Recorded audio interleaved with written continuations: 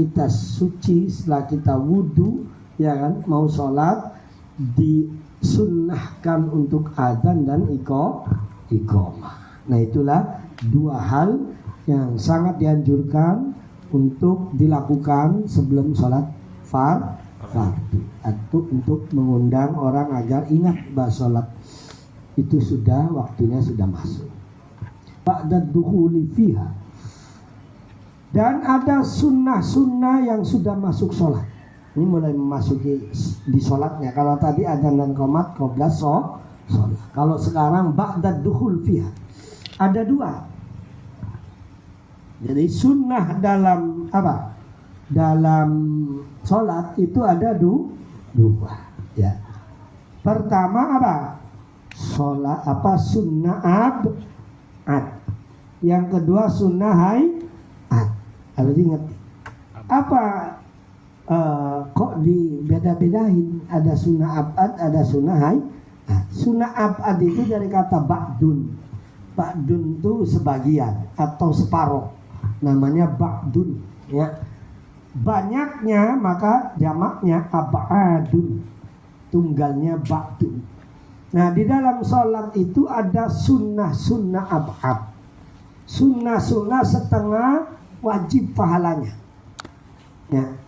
Sunnah-sunnah yang pahalanya lebih besar daripada sunnah biasa, maka disebutnya sunnah ab'ad.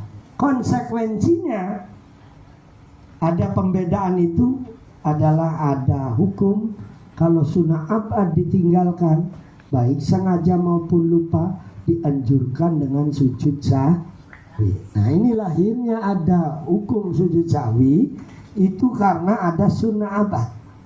Sedangkan sunnah yang kedua adalah sunnah hay'at. Sunnah yang kalau kita tinggalkan sengaja atau tidak sengaja, maka tidak dianjurkan untuk sujud sahwi. Jelas ya Pak ya? Ada sunnah sebelum sholat dua, adzan dan qomat. Ada sunnah sudah masuk sholat, namanya apa? Satu ab'ad, dua hay'at. Nah, ab'ad itu apa aja?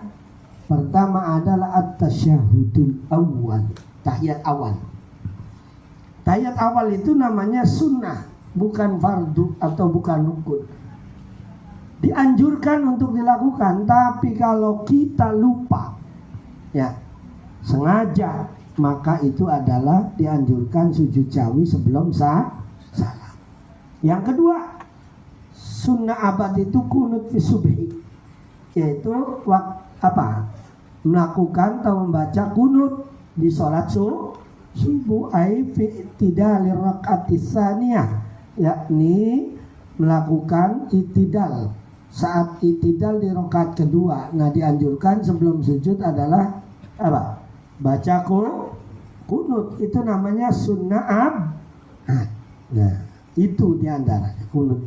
Kunut itu artinya adalah al-kunutu hiya lughatan ad-du'a, wa syar'an adalah dzikrun mahsusun, wa huwa Allahumma hdini fiman hadait wa afini fiman afait, dan sampai akhir, sampai sallallahu alaihi sayyidina Muhammadin nabil ummi wa ala alihi wa sahbihi wa baraka sallam. Kalau kita makmum ya ikuti imamnya aja, ya, kita mah enak tinggal amin. Nah, ternyata imamnya itu terutama di Mekah, ya kan, itu nggak pakai kunut. Bagaimana kita? Ya udah ikuti imam. Nah, terus setelah tahiyat terakhir gimana kita? Kalau boleh kita sujud sahwi, boleh kita sujud sahwi karena berpegang pada kunut itu bagian dari sunnah tapi jarang itu kalau bisa.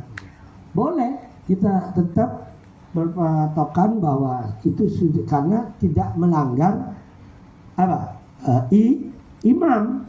Malah justru kalau imam nggak kunut, kita kunut, batal. Ya, saya ulangi, kunut itu sunnah kita ikuti imam kalau berjamaah.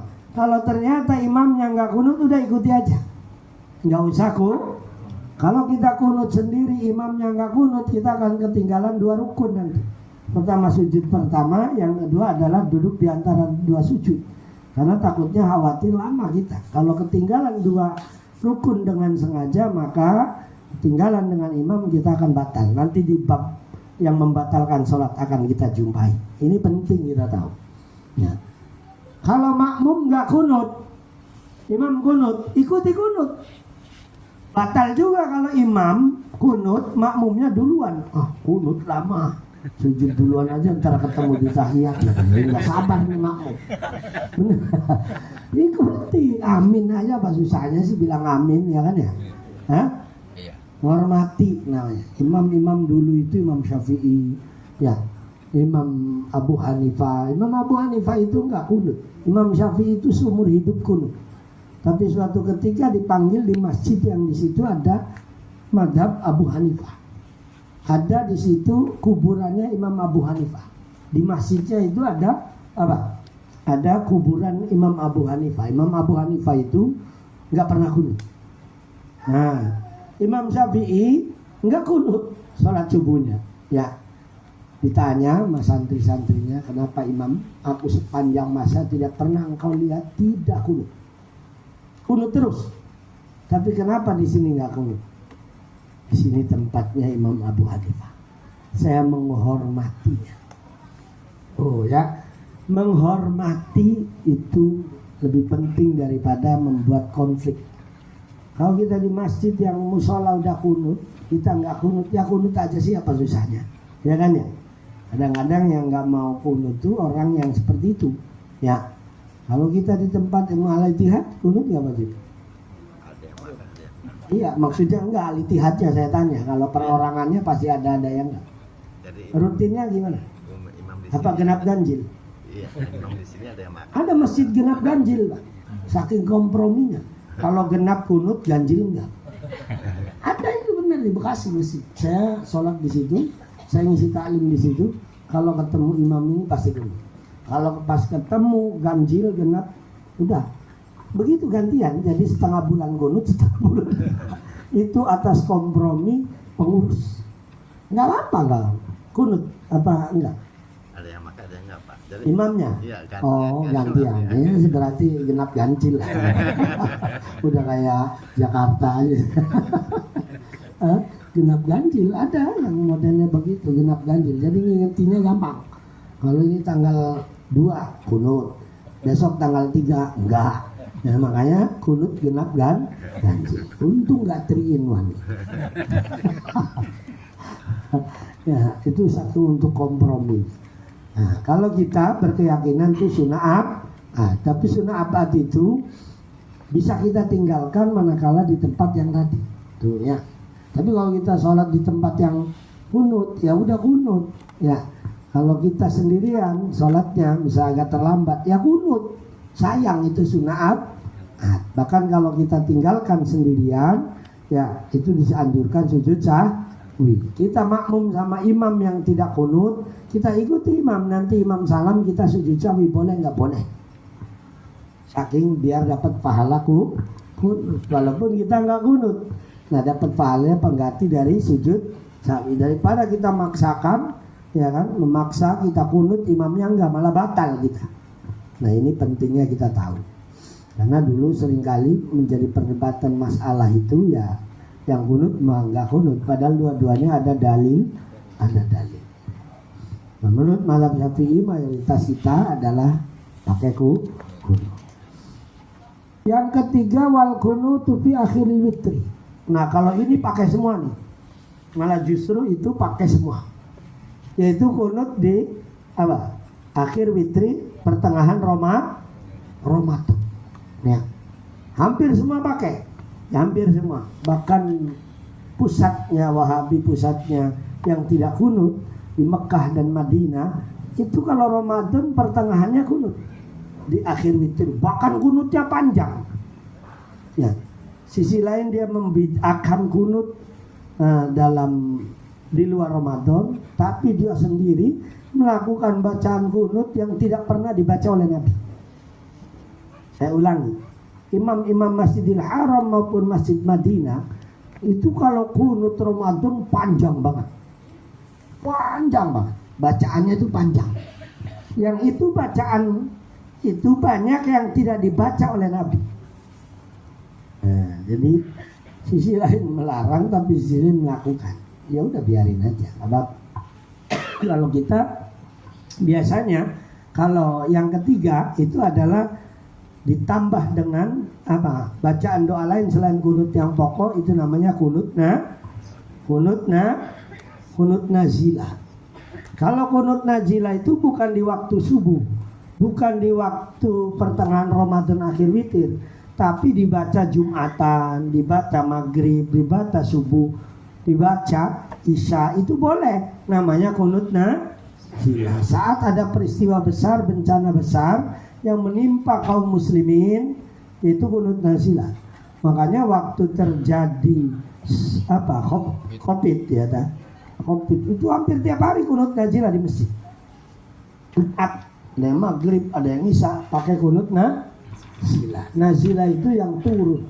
Kenapa disebut kunut nazilah? Kunut yang dilakukan pada saat turunnya bencana, terjadinya bencana, maka disebutnya nazilatun. Kunut nazilah, kunut yang terjadi peristiwa karena ada bencana dan sebagainya menimpa umat Islam, maka dianjurkan tuh. Bukan hanya di waktu subuh aja, subuh tetap kunutnya. Ya, di waktu Jumat, waktu asar boleh, waktu maghrib boleh, waktu isya boleh. Pakai kunut, namanya kunut nazilah. Nah, di akhir fitri min syahri Ramadan, yaitu di saat pertengahan nisfi min syahri Ramadan, pertengahan dari akhir Ramadan. Kakunutis subhi, kayak seperti kunut subuh bacaannya. Al-mutaqaddim fi mahalli wa lafzihi wa la yuta'ayyanu kalimatul kunutu as-sabiqah falaqanata bi ayatin tatadammanu du'aan ya wa qasadal kunutu hasalat minhul kunutu. Nah, jadi kunut itu adalah bacaan yang sudah ditetapkan. Maka kalau ada ayat yang berkaitan dengan doa atau doa-doa lain, nah itu dibolehkan. Tapi jangan mengurangi kunut pokok. Nah, karena tarkul ba'di, meninggalkan sebagian bacaan kunut, maka juga sama dianjurkan sujud jadi sujud sahwi itu dilakukan pertama manakala meninggalkan sunnah abad seperti kunut atau tahiyat, atau meninggalkan sebagian bacaan sunnah abad. Baca kunutnya sampai kami serima qodoi sampai situ, enggak hafal yang lainnya, itu sujud sahwi. Walaupun udah baca separuh, jadi meninggalkan tahiyat cuman hafalnya at-tahiyatul mubarakatuh sholawatut thayyibatulillah, assalamualaikum ayyuhan nabi wa rahmatullahi wabarakatuh. Lanjutnya nggak hafal, sujud sahwi tahiyat awal yang nggak dilakukan. Tapi kan saya laksanakan juga nggak sempurna. Minimal adalah sampai asyhadu an la ilaha illallah wa asyhadu anna muhammadar rasulullah. Allahumma sholli ala sayyidina Muhammad. Itu. Ya. Kalau ada yang nggak baca dari sebagian barisan itu, maka itu dianjurkan juga sujud sahwi. Yang ketiga, sujud sahwi itu dianjurkan adalah manakala kita ihtimal itu ada kemungkinan salah dalam menghitung jumlah rakaat. 2 apa 3, 2 apa 3, 2 apa 3. Bener nggak? Ngalami begitu nggak? Biasanya lagi banyak masalah itu. Pikiran kemana-mana. Lagi pikiran kemana-mana, jumlah rakaat aja bisa lupa. Bener nggak Bu? Ya kan ya? Nah, 2 apa 3, 2 apa 3. Itu kan bisa salah, bisa benar, ya kan? Maka akhidil aqallah, ambil yang paling sedikit. Kalau 2 atau 3 ambil 2. Karena 2 pasti, 3 belum tentu. 2 atau 3 ngambil 3 belum tentu 3. Tapi bisa jadi itu udah 3. Benar gak? Nah, untuk menutupi kalau terjadi kesalahan, maka itu sujud Nah itu. Jadi kalau kita bingung dalam jumlah rakaat, ambil yang sedikit, tapi nanti sebelum salam Sebelum salam kita sujud sahwi. Setelah tahiyat selesai, sebelum salam kita sujud sahwi. Itu diantara yang dianjurkan. Tapi kalau selain sunnah abad atau bingung dalam itu, ya itu nggak usah sujud sahwi. Nah ini pentingnya kita tahu mana itu sunnah abad, mana itu bukan sunnah abad. Pokoknya selain sunnah abad yang tadi disebutkan berarti sunnah hayat yang kalau kita tinggalkan nggak perlu sujud sahwi. Contohnya apa sunnah hayat yang tidak perlu sujud sahwi? Apa contohnya? Bacaan iftitah. Ya, bacaan iftitah. Bacaan takbir dalam sholat id. Allah sholli fa sunatan li idil fitraqatan mustaqbilal qiblati makmum lil kala Allahu akbar. Nah, itu rukun. Tapi yang selanjutnya baca iftitah adalah sunnah hayat. Baca takbir sebelum Fatihah 7 kali di rakaat pertama Allahu akbar katanya. Allahu akbar. Allahu akbar. Itu bacaan apa? Sunnah hayat. Ini kejadian. Ini bukan. Ini kejadian di masjid gede ini. Satu masjid saya nggak usah sebutin. Karena nanya masalahnya sama saya. Pas saya ngaji, ada pengurus dan jamaah nanya.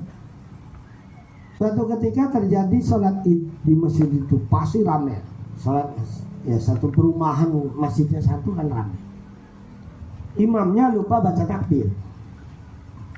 Jadi habis baca takbiratul ihram, baca iftitah, imam langsung Bismillahirrahmanirrahim gitu. Ya. Kompak makmum di belakangnya berapa baris sampai Subhanallah, Subhanallah. Imamnya berhenti, apa ini yang lupa? Ya kan ya? Alhamdulillahi Rabbil Alamin. Wah makin kencang, Subhanallah. Baru imamnya ingat, ini kejadian real nyata. Imamnya, oh iya saya belum takbir. Akhirnya imamnya balik lagi. Allahu Akbar.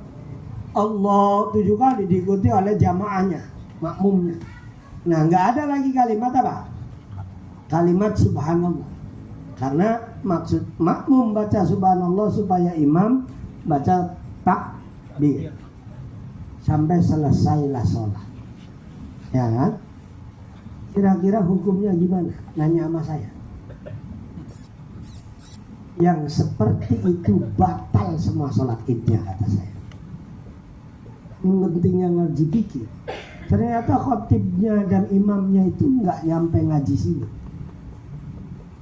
Kalau dia tukar apa punya pendirian, punya ilmu, mau ditasbih seluruh jamaah, semua tasbih semua juga nggak usah terpengaruh. Karena takbir 7 kali di rakaat pertama itu sunnah hayat. Kalau kita tinggalkan lupa sengaja juga nggak apa-apa. Apalagi udah baca Fatihah balik lagi, batal itu hukumnya. Nanti ada. Ya, ini hati-hati. Ya, jadi ternyata imam itu bukan hanya ngerti bacaan bagus dan ini, harus ngerti fikih juga. Harus tahu mana abad, mana hayat. Ya, jadi kalau sudah melakukan rukun, ya, meninggalkan sunnah abad itu nggak usah balik lagi walaupun ditasbih sama makmum seluruh masjid. Makmumnya batal karena membaca subhanallah bukan pada tempatnya. Ngomong bukan pada tempatnya baik imam maupun makmum itu batal hukum. Karena hayat itu tidak perlu diingatkan oleh makmum. Ya, beda abad. Kalau imam waladhdallin amin Allahu Akbar langsung ruku, boleh nggak? Boleh nggak? Boleh, karena bacaan surah setelah Al-Fatihah itu bukan abad. Patokannya tadi abad itu ada berapa? 1 kunut subuh, kedua tahiyat awal, ketiga baca sholawat di tahiyat awal, di tahiyat akhir baca Allah wa ala ali sayyidina Muhammad. Terus membaca sempurna semua bacaan sunnah. Selain itu adalah hayat yang kalau kita tinggal nggak usah baca tasbih. Makanya sering saya katakan ini pentingnya tahu tentang tata cara sholat. Seringkali terjadi di salah satu masjid atau musola, imamnya lupa. Imamnya tuh lupa baca pas suratnya panjang, dia pengen dibilang apal atau apa nggak tahu, namanya manusiawi, lupa. Bacanya Al-Baqarah, bener nggak? Begitu baru 2 ayat lupa. Bengong. Qala rabbuka lil malaikati inni ja'ilun fil ardi khalifah. Qalu ataj'alu fiha man yufsidu fiha wa yasfiku ad-dima' wa nahnu nusabbihu bihamdika wa nuqaddisu lak. Qala inni a'lamu ma la ta'lamun. Diam aja. Makmumnya gak ada yang hafal juga ya kan ya. Makmumnya kan gak ada ayat terusin ada yang hafal. Meneng Hah? banget. Padahal kalau taj'alu fiha ma yasfiku ma apa yufsidus apa yasfiku wa nahnu nusabbihu bihamdika wa nuqaddisu lak. Qala inni a'lamu ma la ta'lamun. Wa 'allama Adama al-asma'a kullaha tsumma radhu. Kalau terjadi seperti ini gimana? Imamnya lupa. Ayo. Ruku aja. Apa diterusin apa di tasbih? Ikutin aja imam. Ruku. Hah? Ikutin imam kok. Diam aja udah, makmum nggak usah. Sama sering saya contohkan, wattini wazaituni wa turi sinina wa hadzal baladil amin. Laqad khalaqnal insana fi ahsani taqwim. Thumma radadnahu asfala safilin illa alladhina amanu wa 'amilus solihati wa tawasaw bil haqqi wa tawasaw bis sabr. Kira-kira kalau ada imam begini gimana? Ditasbih enggak? Enggak usah, biarin aja. Atau sebaliknya, wal asri innal insana lafi khusrin illa alladhina amanu wa 'amilus solihati falahum ajrun ghairu mamnun. Kama yukadzibuka ba'du biddin alaysallahu bi ahkamil hakimin. Allahu akbar. Udah ikuti aja. Malaikat juga nyatet separuh-separuh itu baca. Bener ya Bu? Nggak usah kita baca subhanallah, kita yang batal. Ini penting tahu kita. Banyak itu yang keliru begitu. Kalau dibenarin Pak Ustaz. Hah? Kalau dibenarin gitu. Iya, kita yang batal. Kalau kita subhanallah atau kita terusin ayat, batal. Saya di Masjid Baitur Rahman ada 2 hafid. Waktu sholat tarawih, saya ceramahkan di situ, imamnya tetap. Ternyata imamnya lupa karena bacanya panjang-panjang, diingetin sama yang di belakang.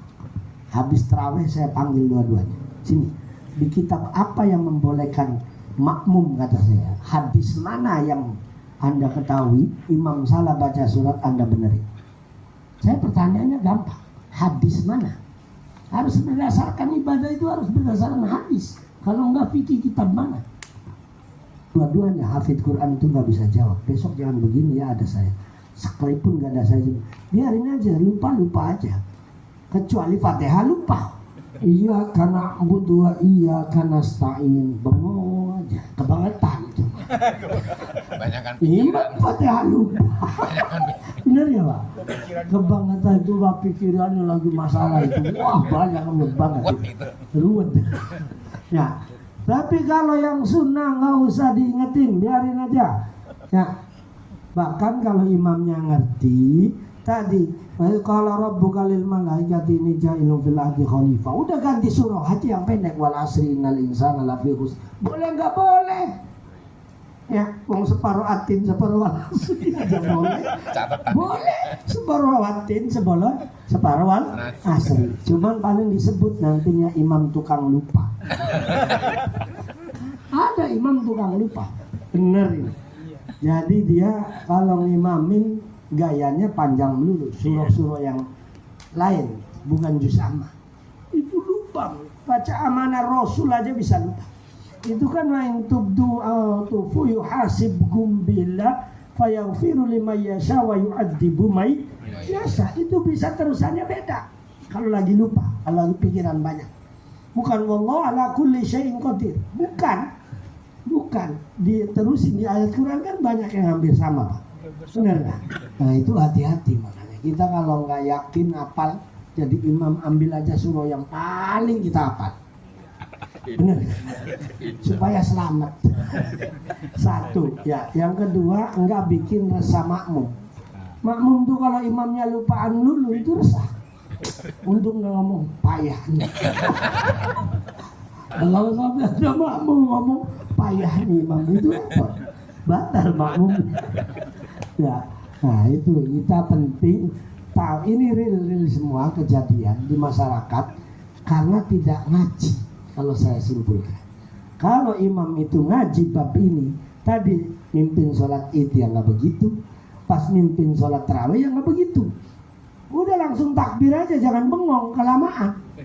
Untung aja makmumnya nggak, woi ruku woi, gitu. Apa begitu? Karena ada bengong lama, diem aja ya kan, makmumnya kan, yang hafal nerusin, batal. Makmumnya batal, ya di tasbih batal nerusin, udah diem aja. Nah itu ada makmum yang ngalah, hoi ruku hoi, batal ya duluan. Nah itu ya.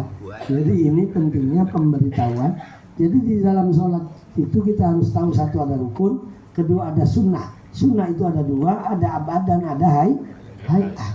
Nah kalau abad ditinggalkan dianjurkan sujud sahwi. Kalau hayat ditinggalkan biarin aja nggak apa-apa, nggak sujud sahwi.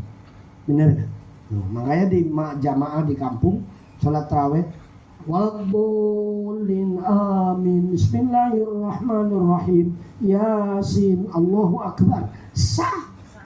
Siapa yang bilang nggak sah? Mau nggak baca surah juga sah. Bener. Jadi kalau kita makin tahu ilmunya jadi kakeknya alif lam mim, udah ngecek aja wah lama di lam. Begitu alif lam mim zalikal kitabul la raiba fihi hudal lil muttaqin Allahu akbar. Langsung ngagetin. Bener ya? Boleh. Begitu rakaat kedua walabbolin amin bismillahirrahmanirrahim alladzina yunfikuna fi sa'al alladzina yu'minuna bil ghaibi wa yuqimuna sholata wa mimma razaqnahum yunfikun. Allahu akbar.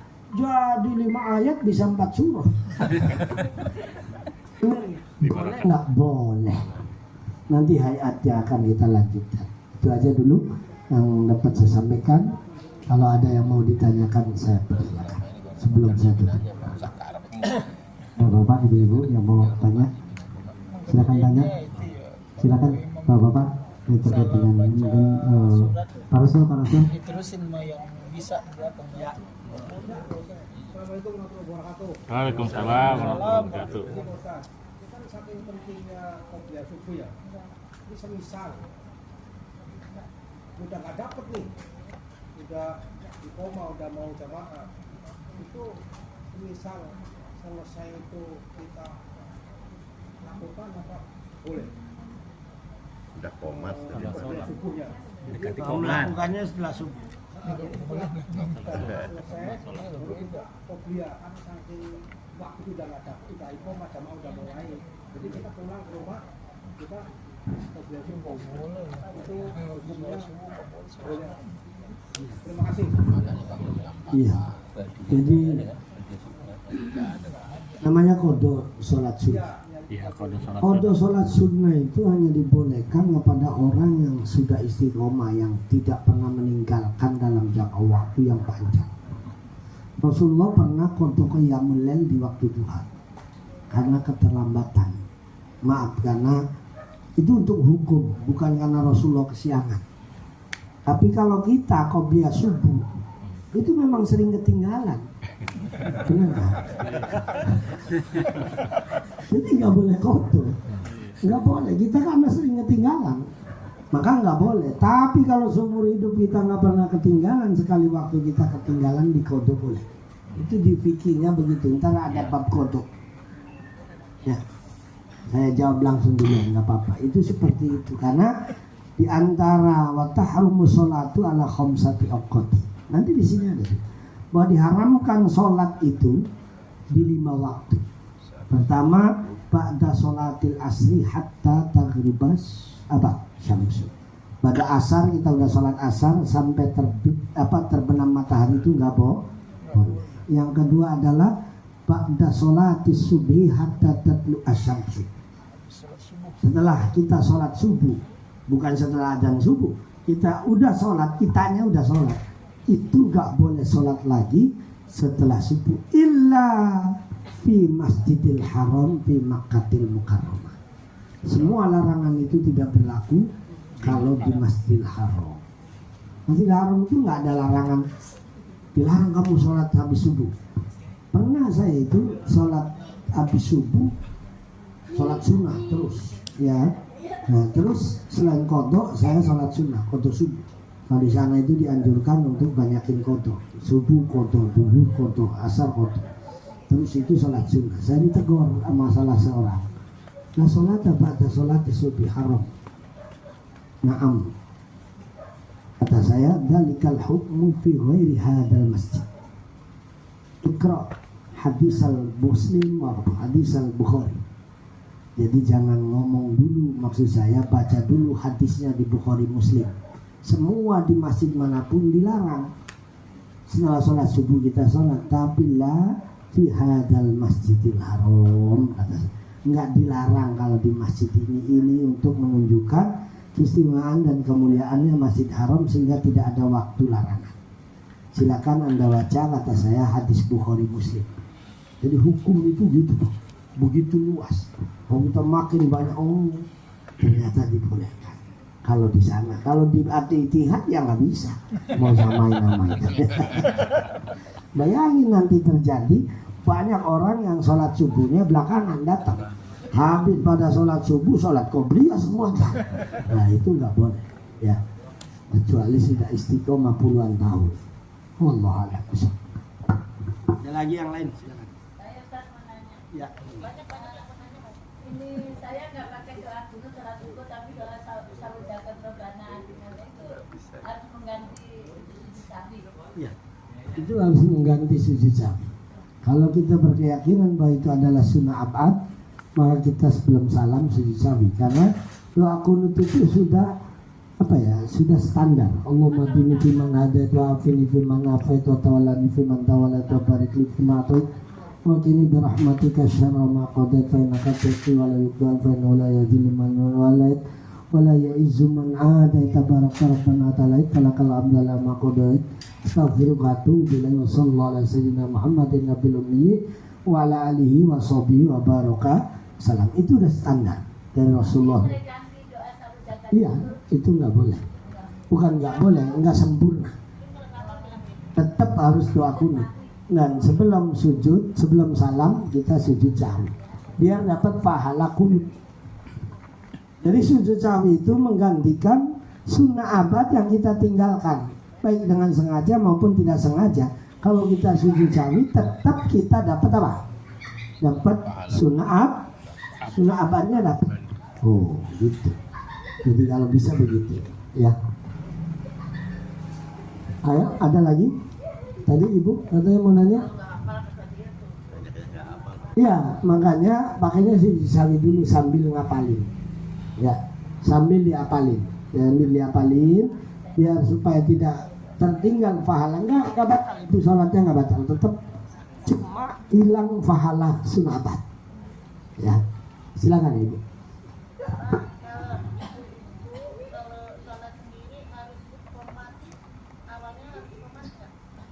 Oh, pertanyaannya. Ya, sepanjang itu sholat fardu boleh, tapi komatnya jangan kencang-kencang. Ini benar. Kalau perempuan azan dan komatnya, walaupun itu di tempat perempuan, jangan sampai terdengar orang lain dia azan dan komat, kecuali untuk mahramnya. Dia sema'a nafsah, hanya terdengar untuk dirinya. Komat boleh nggak? Komat boleh. Ya, jadi ibu-ibu komat. Paling nggak komat, boleh nggak? Boleh kalau mau, tapi jangan sampai terdengar kenceng ke tetangga. Wah, ibu itu suaranya komat, kita dengar. misalkan apa? Iya, dengar untuk dirinya sendiri aja. Wah, kalau Allah, asyhadu an la ilaha illallah, asyhadu anna Muhammadar Rasulullah. apa? Hayya 'alas shalah, hayya 'alal falah, qad qamatis shalah, Allahu akbar, la ilaha illallah. Itu begitu kalau ibu-ibu. Salatnya pun sekalipun berjamaah khusus ada kan, masjid musola khusus ibu-ibu di pondok-pondok itu ada juga. Nah itu nggak boleh kencang speakernya, cuman untuk ibu-ibu aja, untuk lokal aja. Sifatnya sudah, Pak. Hah? Sifatnya tetap sunnah. Banyak. Sifatnya tetap sunnah. Sunnah. Asal untuk kelompoknya. Jadi adzan kencangnya ikuti bapak-bapak aja. Adzan yang lain aja. Gitu. Kalaupun dia mau adzan, ya hanya untuk dirinya sendiri, hanya untuk komunitasnya aja, ibu-ibunya aja, nggak boleh keluar suara lain. Karena apa? Nanti di bab cara mengingatkan aja, ibu-ibu itu nggak boleh suara, nggak boleh apa? Nggak boleh subhanallah. Pakainya apa? Nih, ya kan? Ketepuk. Nah, gitu, ketepuk, ya kan? Nah itu tasbih artinya saking jaganya suara ibu-ibu dalam sholat nggak boleh keluar terdengar oleh orang lain. Makanya kalau jamaah bareng pun traweh, ibu-ibu bapak-bapak, yang aminnya kenceng yang dianjurkan tuh bapak-bapak. Ibu-ibu nggak boleh, cukup. Nggak boleh ibu-ibu amin, ibu-ibu suaranya nggak boleh. Nah, makruh hukum. Nah itu adalah bagian dari aturan dalam sholat. Yang lain silakan bapak-bapak. Ya, Assalamualaikum warahmatullahi wabarakatuh. Hanya pengalaman. Jadi gini ya Pak, kadang kita kan ikut sholat jamaah tapi imamnya imam masbuk gitu. Oh iya. Nah, jadi dia imam masbuk, terus kadang kita belakangnya ngetuk untuk jadi makmum. Nah kemarin kejadian pada minggu lalu ya, jamaah asar nih Pak Ustadz. Nah, tapi rupanya imamnya itu kelebihan rakaat tuh. Kita sudah makmum udah mengingatkan subhanallah sampai teriak. Ya berkencang lah itu berapa kali. Nah, nggak duduk juga dan masih melanjutkan. Nah, terus kan makmum itu duduk ya kita semua ini kan. Karena seharusnya dia sudah tahiyat akhir salah. Nah, terus gimana kita untuk menyikapinya? Apa kita nunggu imam akhirnya kita ya bukan sepakat semua makmum dengan nunggu imam selesai tuh. Apa gimana caranya? Iya. Kalau kita secara kompak, pikiran kita udah cukup. Imam berdiri lanjut. Padahal kita udah 4 rakaat, tapi imam masih nambah. Bagaimana sikap kita? Ya kan? Sebagai makmum. Apakah ikuti imam atau kita misah? Kalau kita sudah yakin, yakinu la yuzalu bisyak, kaidahnya. Bahwa keyakinan itu bisa tidak dikalahkan oleh keraguan. Harus di atas keraguan. Harus menang, harus dahulukan. Quddimal yakin ala syak. Ya udah kita ambil yang sikap yang kita yakini. Ya. Kita ambil yang sikap yang kita yakini. Enggak harus ngikuti imam. Karena udah yakin banget kita udah 4 rakaat. Kita nambah dengan sengaja padahal kita yakin malah kita batal. Walaupun nanti imam bisa aja nggak batal. Karena dia hitungannya 3 atau 4 mungkin. Jadi dia ngambil baru 4. Ya, atau 4 atau 5 imamnya itu. Ambil 4. Itu urusan dia. Nah, kalau kita ikuti imam juga boleh. Ya, asal benar-benar mengikuti imam. Kita dalam posisi yang tidak tahu hitungan. Nah, itu boleh ngikuti imam. Nanti imam besok di akhirat ditanya. Mam, ente itu sholatnya 5 rakaat. Padahal udah dikasih tahu sama makmum. Ente sholatnya batal semua tuh. Jadi itu resikonya jadi imam. Makanya para ulama itu banyak yang nggak mau jadi imam. Karena imam itu bertanggung jawab keabsahannya berjamaah dan sholat. Kalau imam batal, makmum mengikuti imam semuanya batal. Tadi saya contohkan sholat id. Gara-gara imamnya nggak ngerti fikih tata cara sholat, mana abad dan mana hayat, akhirnya imamnya batal, udah makmum semua batal. Tapi kalau makmum batal satu, nggak berpengaruh pada makmum yang lain batal. Apalagi berpengaruh pada imam yang menjadi imam itu batal. Maka sebenarnya jadi imam itu bukan keistimewaan, tapi itu beban, amanah yang menanggung risiko keberlangsungan absahnya sholat berjamaah itu. Nah, kita sikap kita tadi ambil kalau yang kita duluan aja, nggak apa-apa. Ya, duluan kita tahiyat. Kalau memang keburu ya barang, syukur enggak ya udah tayat salam aja daripada kita batal. Kata kaidahnya begini, idza ra'al ma'mumu mubtila imamihi fa alaihi at-tabi'ah. Pada saat imam atau makmum melihat batalnya imam, maka makmum harus ngingetin. Ternyata imamnya itu enggak nurut diingetin, fa alaihi fayufariqu. Maka wajib bagi makmum yang mengingatkan itu misah dari imam yang batal. Kan batal nambah rakaat, ya kan? Wa illa, maka kalau dia tidak mufarokoh, tetap mengikuti imam yang batal, fatabtulu sholatuhu, maka makmumnya juga ikut batal seperti batalnya imam. Itu hati-hati. Kalau kita udah yakin, kecuali tadi kitanya nggak yakin, kayaknya benar imam dah mas saya. Nah itu lain lagi. Udah ikuti imam yang batal, nanti paling di akhir mana jamaah pahala saya, karena kan semua ada catatannya pak. Imamnya batal, nah imam nanti dikurangi pahalanya, diambil sejumlah makmum yang batal gara-gara ngikut dia. Ya apa nggak berat? Padahal nggak dolim, ya kan? Tapi imam jadi diambil pahalanya karena pahala jamaahnya makmum batal semua gara-gara dia. Itu beratnya jadi ini. Karena Nabi al-imamu hamilun ala makmumi, imam bertanggung jawab terhadap keabsahannya makmumnya. Tapi laisa lil makmumi hamilun ala imami. Tapi kalau makmum tidak bertanggung jawab terhadap imam, tuh enaknya jadi makmum tahu beres. Benar nggak? Ini kaidah fikih tentang sholat itu paling luas. Benar. Mereka baru bahas rukun ya kan? Ini baru sampai sunnah aja seperti itu pak. Jadi kalau kita yakin imam itu batal, ya udah kita misal. Ada sebagian imam, misalkan imam itu kelihatan auratnya, Bu. Makanya hati-hati ikuti imam itu pertama lihat dulu bajunya. Ini bajunya pasa ungu apa ini? Ya kan? Ini misalkan. Ada yang nggak pasa ungu imam itu. Jadi kalau ruku silitnya kelihatan. Iya. Itu udah batal. Susah itu dibilanginnya. Subhanallah juga nggak tahu karena dia merasa benar. Padahal kelihatan auratnya. Udah mau faroko aja buru-buru. Jangan ikuti latih. Kita ikut batal karena tahu batalnya imam salah satunya adalah apa? Kebuka auratnya imam. Bolong celananya, bolong sarungnya, kita tahu imam nggak terasa, kita wajib mufarokoh, wajib misah.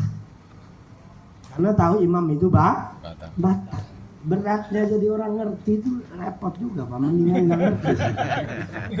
Tapi kalau nggak ngerti jadi masalah kita. Allah alam. Cukup Pak ini. Ya, nanti masih banyak lah, insya Allah. Ya. Tadi di mana ada? Boleh terakhir dengan tadi mengingatkan imam ya. Tadi yang saya pahami kalau kita mengingatkan imam itu kita batal Pak. Misalnya tadi kita mengingatkan imam, nah, kita batal tadi kan salah. Iya, yang kalau itu bukan satu guna sunnah abad atau rukun. Yang tidak perlu dibacain subhanallah karena berarti mengucapkan kata-kata dalam sholat yang bukan pada tempatnya kan batal. Nanti ada babnya. Jadi subhanallah itu kalimat sempurna, diucapkan sama kayak kita gini. Ada lagi sholat, Assalamualaikum, Waalaikumsalam. Ya, batal. Mengucapkan dua kalimat yang sempurna, subhana dan Allah. Jadi satu subhanallah. Bukan pada tempatnya itu batal. Innalillahi wa inna ilaihi rajiun. Speaker kencang di masjid. Innalillahi wa bapak anu meninggal. Innalillahi wa inna ilaihi rajiun. Batal. Karena bukan pada tempat. Subhanallah bukan pada tempatnya sekalipun subhanallah. Mengingatkan imam bukan pada tempatnya batal. Makanya saya bedakan. Kalau yang lupa baca Fatihah ditasbih. Tapi kalau yang lupa baca surah Al-Fatihah biarin, jangan subhanallah. Itu yang sifatnya rukun sama sunnah abad. Kalau bukan sunnah abad biarin aja, ya. Cukup ya Pak ya? Ya cukup. Ya. Terakhir.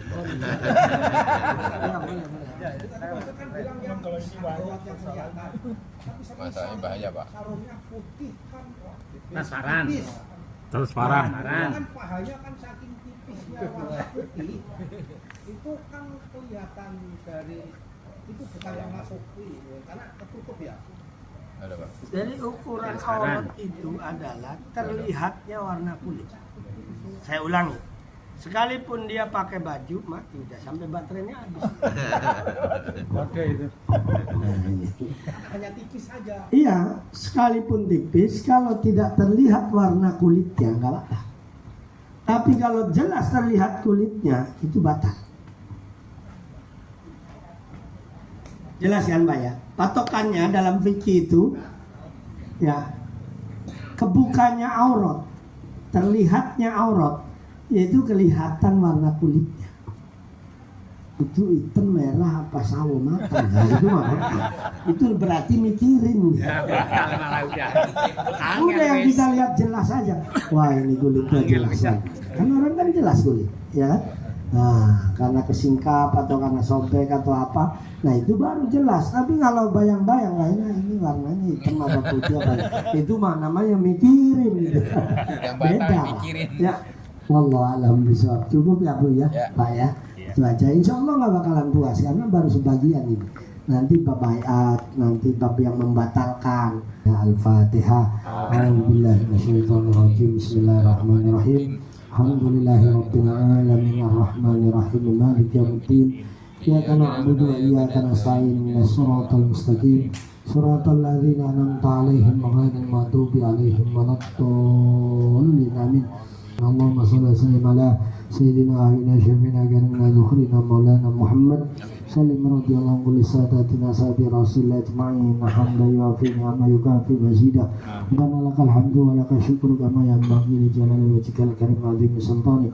Allahumma ighfir lana wa liwalidayna warhamhuma kama rabbayana shighara wa li masyayikhina wa li ikhwanina li jami'il muslimin wal muslimat wal mu'minina wal mu'minat al ahya'i minhum wa lam rabbana hab lana min azwajina dzurriyyatina qurrata a'yun waj'alna lil muttaqina imama. Rabbana inna ala dzikrika syukrika husni ibadatik. Allahumma yassir lana umurana asim maqasidana dihajatina khosatan hajati.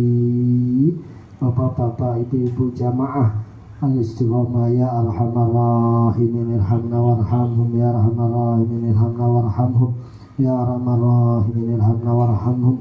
Rabbana taqabbal minna innaka antas samiul alim wa tub alaina innaka antat tawwabur rahim. Rabbana atina fid dunya hasanah fil akhirati hasanah wa qina adzabannar wa qina adzabannar wa qina adzabannar wa qina al-jannata ma'al abrar ya aziz ya ghaffar. Sallallahu alaihi sayyidina Muhammad wa ala alihi washabihi ajma'in. Subhana rabbika rabbil izzati amma yasifun. Salamun alal mursalin walhamdulillahi rabbil alamin. Demikian kurang lebihnya, dan saya informasikan insyaallah masjid sudah pasang selupnya, tinggal mudah-mudahan mau pasang bonek. Jadi mau cor untuk emperannya, berarti yang sekeliling masjid itu rencana mau cor. Mudah-mudahan minggu-minggu ini finishing pasang bondeknya, minggu-minggu ini baru.